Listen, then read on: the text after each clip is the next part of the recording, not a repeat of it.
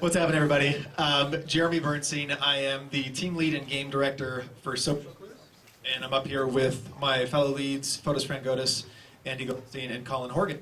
So, a quick reminder, Social Clues is a video game and therapy tool that is built for children with autism as well as communication deficits. And the goal is, of course, to follow, participate, and communicate as they look for their lost toys, but to focus on person-to-person communication and balance, basically, our learning objectives also with fun. Now, real quick, I said fun, and I'm actually going to apologize right now because I've got slides to go through since I thought we were going to quickly recap some stuff, but I'll keep it to 5 minutes, and then the leads will show you some really fun stuff in the second half. So let's power through. Demo day last fall we felt was a tremendous success. We had a lot of great feedback, got a really good response, and a lot of usable information. So we bucketed that into 3 different categories, and those were development, structure, therapy, and gameplay. And then we've iterated on each one of those. So let's start with development and structure. Some of the feedback we got from Demo Day was, wow, you did all this in 1 semester? What's there left to do in the spring? And there are a lot of choices here. This is pretty cool. And truth is, yes, we had a lot of menu screens, we had a lot of placeholders where more content would go, but we didn't implement all the things we would have liked to. And we went back to the drawing board and saw that's because our deliverables list wasn't necessarily finalized the way we would like to have been, and our priority list the same, just wasn't there. So we had constant feature creep, added a lot of great stuff, more comprehensive package, but this semester the changes we're making is that all that was knocked out at the beginning of the semester. So all that finalized, deliverables list, priorities, etc. Each team member had a formal title and responsibility now, so they know what they're working on at all times. And we also led with pre-written content from therapy so that we knew exactly what we were executing, and really it's more about the games and the fun. So let's move to therapy. This was a big topic of conversation Demo Day, and that was all about, hey, tell me about your user testing. Did you play with kids? You know, are therapists working on this? Do you have a credible institution, etc.? And all it did is remind every one of us on this project that this is only as valuable as the therapy behind it. So it's only as good as the therapy if it works, if kids are actually playing it, enjoying it, want to continue playing it. And the good news is we did have 12 user testing sessions last semester, and those were formal and informal, varying from children with autism to neurotypical kids to therapists. And we got a lot of great feedback from that. But what was really difficult was that we couldn't wrangle these clinics and these hospitals for play tests. And that's, unlike other games, that's where we need to test in order to know we're working. So with that complication, we really got a lot of, I'd say, off-the-record notes and things were like, okay, we can implement on that, but we don't have necessarily the video recording we'd like to. But changes this semester, we've implemented a bunch of those new user-based and therapy-based options, and we'll show you those in a moment. We revisited design based on a lot of the things that kids were getting frustrated with. In our game, if they get frustrated, they're not touching it again. They're not going to play it. That game, I don't like that game. So we got to make sure it's working, and we're leading via the notes from therapy and objectives. And then I'm really excited to say that we partnered early in the semester with Children's Hospital Los Angeles, and we've scheduled a user testing session every month through the end of the semester. So credibility, awesome. And finally here, gameplay. The big notes here were like, it just crashed. It crashed again. Do the analytics work? Because it crashed. I don't see it working. And then we also got notes about the interactions a bit static. So the truth is the game was a bit buggier than we would have liked. We wanted to focus on that stuff, but as we got caught up in our feature creep, we didn't get a chance to polish it. So this semester all about polish, and as you can see here, at the top of that list is bug testing, making sure everything works. We've got an extensive team for that. Then working on character animation, make sure things are a little more lively, not as static. New voiceover and sound effects. We partnered with the School of Cinematic Arts voiceover classes, and now we have actual theater students recording all the voiceover. And to make sure that the games are a little bit varied and that there's a little more fun, we built this time around with scalability in mind, meaning that every game, rather than just be, oh, here's a fun game, let's build it as though here's what we can do easy, medium, and hard mode, and that way every time you play through, you're going to see a different version. Never feels like the same experience. So, that all being said, let's dive into a sample character interaction. And we're going to use Amy here because, we can turn the sound on, I guess, because Amy is the one that you guys saw when we first pitched before the semester started. So what I want to highlight is you see Amy's already animated environment. And we kept our animations pretty simple, but enough that like you can see her plight. You know what she's feeling. She is upset, she is crying. All of these are identifiers for our player before they even start the interaction. So we'll tap on OK. And we start our sequence. You guys know this stuff well. This is where we get background information on the character. but all of this will be new voiceover. And we found the power of voiceover is amazing. It makes the difference between us using our cell phones, like, okay, it gets the point across, but then going and having a sound stage and doing this stuff where you can feel her emotion and empathize makes a huge difference. So all that's coming and it'll be really exciting, as well as new sound effects. We got somebody who's strictly doing sound effects. So again, you guys have, most of you have seen our conversation. We'll try and power through that as well. But here you'll see we've got personal space worked out so you know where to stand. Then we dive into eye contact. But as you can see, Amy's already crying, and more than the static images and sort of the frozen drawings we had before, now at least we can see better what's going on. And Pete lives and breathes as well as he talks and he blinks and has his little motions. So he is sad. Good job, photos. He's played this game many times. Here's where, of course, we have, after our emotional awareness, we have our comprehension. So what happened? We can turn the volume up a bit just because I want to talk to that in just a moment. Amy's backpack broke. So for those of you who wrote on the class feedback, hey, we don't like Sherlock's voice, it's changing. But side note, how dare you? Come on. We're trying to help kids. All right, let's choose the right answer here. This is initiating a conversation. You guys all know this, but I'm going to show you something cool now. We're going to see Amy switch emotions, and she's chatting about what her problem is. She dropped her lunch. And then, of course, we come back to Pete for what the choices are. And let's say someone was talking over the game and you just couldn't hear the sound, right? And now suddenly you don't know what the prompt was. And you actually can't hear the choices as they come up either. Or you're a child with ADHD and you just weren't paying attention. Well, we've built in that now you can tap on our player character again. Oh, well, we'll tap on our non-player character. And you can hear her prompt again and all the choices pop up. Each one of these, remember, if you tapped on them, you'd be able to hear that specific sound. But what if you missed the prompt from Sherlock? We'll tap on Pete. And Sherlock will remind you what you're supposed to do, and then the choices will pop up one by one again. And this is all, again, straight from our user testing, straight from therapy, seeing how we can make sure we're meeting all the different kids' needs. Let's choose the right answer. And if we can pause it real quick. So the volume is low, you guys can't hear this, but let's pretend for a moment that you were getting really sick of this music or the sound effects or something was really bothering you. Well, another thing we had to consider, because our players are so unique and they run a spectrum. So we've got our user options here where you can change the sound effects, the music, you can even change the track to something that you find a little more soothing or is better suited. But for parents as well, we needed to change some of the user options. So you can go ahead and plug in our super secret password. And you will then see our parent options, which offer processing time. So what is processing time? That's how much time in between each choice as each thing comes up. And what that means is some of our players need literally 2-3 seconds so they can understand that first bit of information before they get a second. So this way we can really change that based on their needs. And then down in the bottom right are a series of buttons from, okay, I can't stand this minigame or I can't figure it out. Well, we can turn on an option to exit that at any time. You can turn on the option to exit a conversation if you're not following. Or you can turn on the option for an instant answer. And what that's about is basically some of our players, they just love tapping all over because the things are different colors and they're really excited about it. But then they wouldn't hear the choices and suddenly, no, we got to make sure that they hear things first. So you can turn off the ability to answer instantly. Or for some savvier and higher functioning players, we can turn that on. So with it now on, you'll see in the top there's an exit conversation button, which we're not going to do, sorry guys. But what we will do is we'll be able to instantly answer the next question.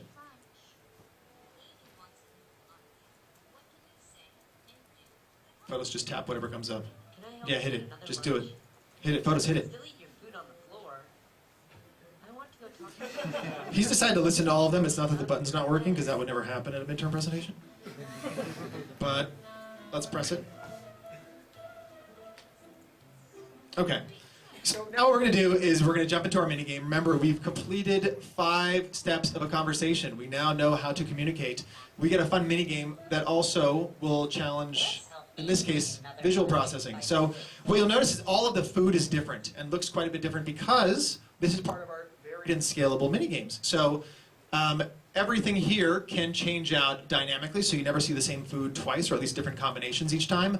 But it also allows us to build those medium and hard modes that the kids can come back and choose based on their skill sets. So Photos powered through that. And we're going to come back. who's super excited about her lunch, and if we heard the sound, she'd be talking, and then Pete would be talking, and guess what? There's the toy. There's the toy you found. Yay! I'm dialing for sound effects. Ah! Oh my God, it's a toy! Those are real sound effects. So there's the toy, and in this particular situation, remember, we can always set up our levels based on how long we want them to be. So this is one character interaction. Bam, we're done. Start to finish, the levels are working the way they're intended to, and we can make them longer based on our players' needs. So there's analytics. We will skip that, although it's working. And we're going to go into free play mini games and play that same game again, but on hard mode. So now remember, guys, we have an easy time maybe matching things up, but our players have a tough time discerning what each thing is. So what if suddenly that plate had multiple items? On every plate, there's 8 choices. They're all kind of the same color. What the hell do I do now? So it's a great way to challenge them, and this can ramp up from 3 plates to 5 plates. And you will see in a moment as we go through some other games how that's now true of every one of the mini games we've built. So all right, we did it. That's my cue to hand it over to Andy. Andy is our lead designer. He's going to talk to you about the first mini game you're going to encounter in the game and the tutorial. Thanks, Jeremy. I'm going to talk now a little bit about the tutorial, so photos, let's see if we can get there. The structure of our presentation today, we're just going to show you 3 of the new games that are in there. Jeremy showed kind of the polish. This is going to be new stuff. So we've actually never explained how you're going to play the game. And we have Sherlock there as a therapist, but we've never told you, like, hey, here's a tutorial. So the game actually starts out in Pete's bedroom, Pete or Kate's bedroom, and you see that your toys are missing. And you actually have to figure out, like, hey, how do I play the game? How do I communicate?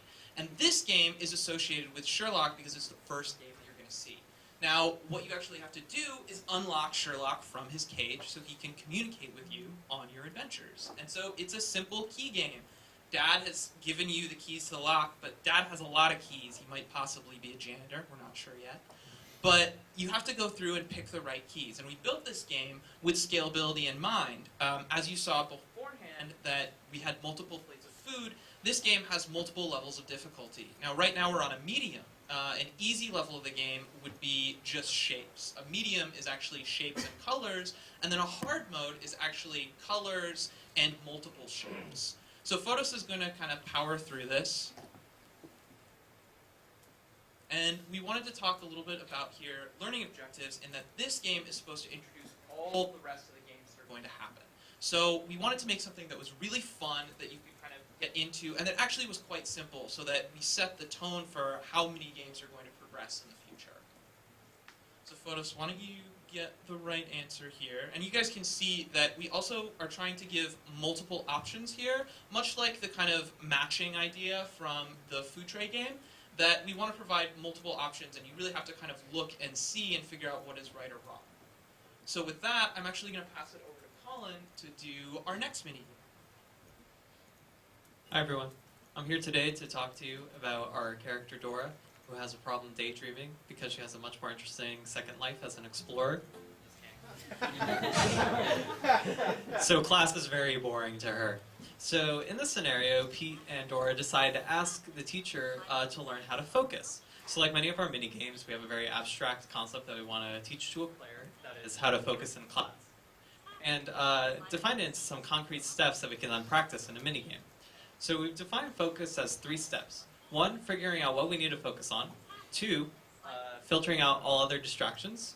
And then 3, being able to remember and use the information that we focused on. So we've created somewhat of a focus and memory game where we have a whole bunch of lovely chalk drawings on this chalkboard, and the teacher then gives us a certain category to focus on. So we are looking for things you'd find in space. So let's see what we can find in space.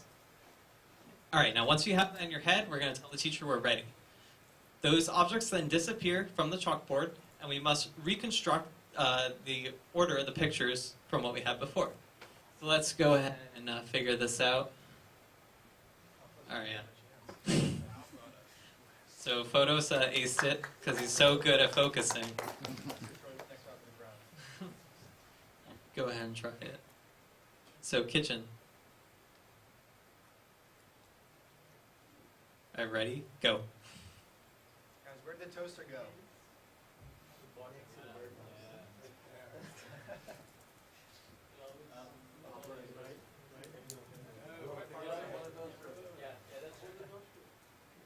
All right, you guys are so smart. Good job. Let's try out the hard mode of this game now. One of the pieces of feedback that we got from our user testing, especially with the kids, is that our games tend on the easy side, even for our age group of 5 to 7. So we decided for some of these we want to actually challenge. So in hard mode, we just decided to make it a hardcore memory game, where just reconstruct that now. Let's see if Photos can do it. Pay attention to everything, guys. No idea where everything.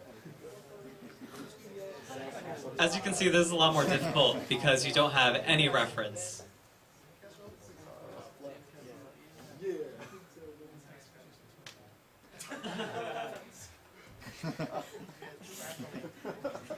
All right, it's too hard. Let's try this another day. So that's Dora. On that, I'll pass it to Photos to talk about Gabby Gabby. Hopefully I'm better at this game. Okay, so this is the last game we're presenting, and this is about Gabby Gabby. And Gabby has a little problem that she can only talk about things she likes. So this minigame basically is a way to teach her how she can communicate with her friends. So if we start the game, we can see in the beginning that there's Gabby in the middle, and then there are her two friends on the side, and they are talking about transportation means this time. So in the middle bubble right now, we're seeing the different thoughts that Gabby has. They're bouncing around, and Gabby needs to figure out basically what she needs to talk with her friends. And in this case, I guess we can get the car. And this scenario basically repeats during the 3 rounds. This is the easy mode. So again, we're being shown the different things the friends are talking about. This time is food, so we can go ahead and get the salad. As you can see, we're using a lot of our assets, so that's a good thing that we're trying to do this semester. And this is the final round for the easy mode. So now we're talking about shoes. And so we're going to get the shoes so we can finish with the round. And now we can go ahead and check actually the scalable version since we've already built it. Now for the scalable version, again, we wanted to go for something that's a little bit harder.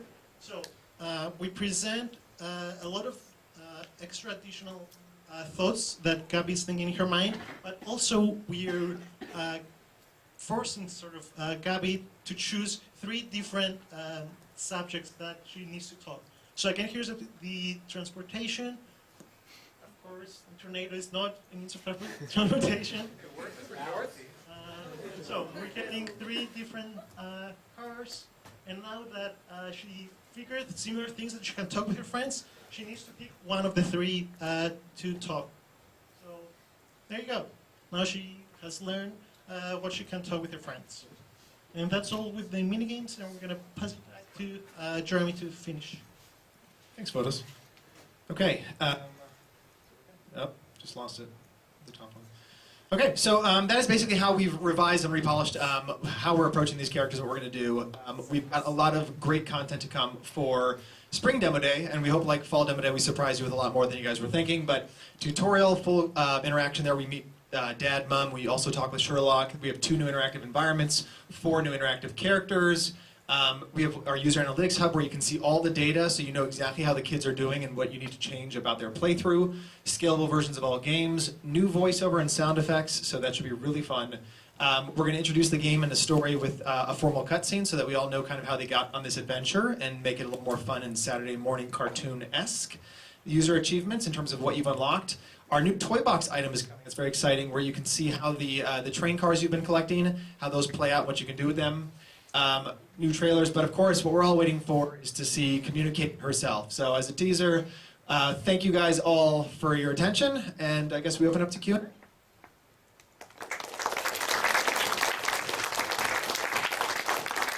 Any 25-second questions? Now 20. Looks like Alan's got a question. All right, well, thank you very much, guys.